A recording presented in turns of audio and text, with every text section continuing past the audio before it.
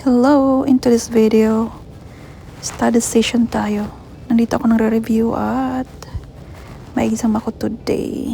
So, kailangan magbanat ng utak. Char. Ayun, tapos na ako mag-review at may school pa ako today. Yung school hours ko is 12:30 to 3:20 ngayong Monday. At bago yan, kain muna ako dito sa bahay. Maghanap lang ako ng mga leftover, yung madali lang. At may nahanap ako, ito yung leftover namin kagabi ni Mr. Rice and shrimp chicken with squash na ginataan. At super yummy niya. So initin ko lang siya ng mabilisan. Kasi time management, kailangan kong umalis bago mag-12 kasi malayo-layo yung school, siguro mga 15 minutes or no, I think mga 10 minutes from here to school. So ayun, kain tayo guys at super yummy niya.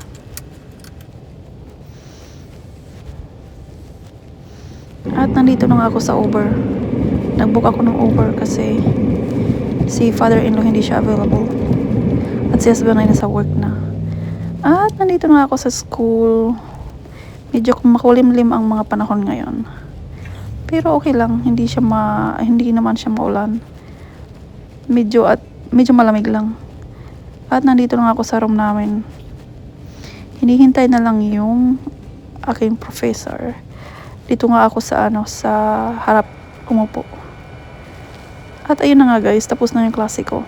Dito nga ako nagre-review sa hallway. Nire-review ko muna yung exam namin. Oh my god. Okay, let's do it. Let's do it. Let's do it. Char. At may nag-hi nga sa akin. Sabi ko, hi. At ayan nga yung oras. At ilagay ko lang yung mga gamit ko sa locker. Kasi kailangan empty-handed ka nang pumasok sa testing center. Kailangan yung utak lang yung dala. Char. Okay, tapos na ako mag-exam. At siguro inabot ako ng mga mahigit 1 oras kasi mahirap siya. Anyway, dito na lang ako naghihintay ng hinihintay ko na lang yung aking asawa. Nandito ako sa computer space dito sa school. Hindi na ako mag-over kasi sayang naman yung pamasahe. Ang mahal kasi mag-Uber dito guys. Hintayin ko na lang si Ross hanggang sa dumating siya.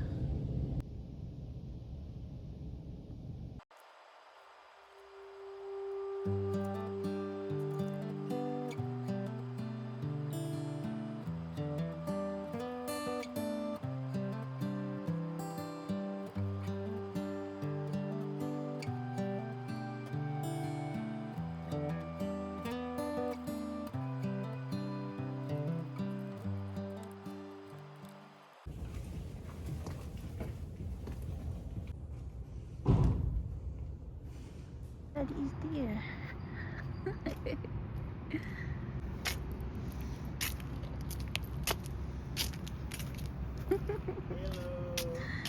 Hello, Daddy. How are you? You're so funny. Hello.